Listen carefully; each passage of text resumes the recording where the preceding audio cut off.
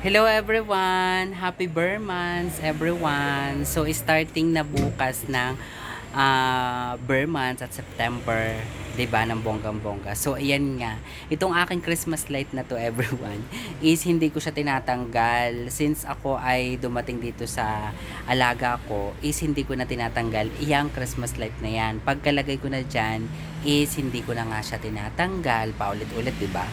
Kasi nga, lalo kasing nasisira kapag laging tanggal, alis. Ay, ulanit, urawin, mag-snow.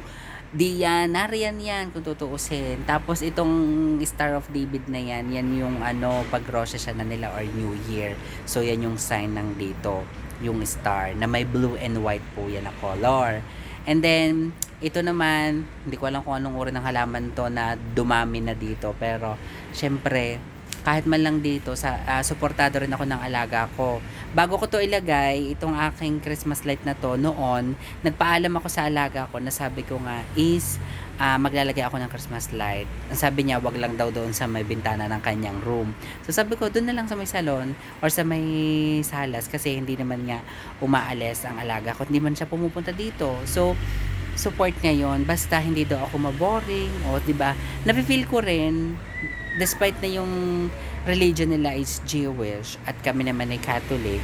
So support niya talaga ng bongga, support niya ng bonggang-bongga kung ano yung sa religious ko rin, 'di ba, kung ano yung religious beliefs ko din, 'di ba.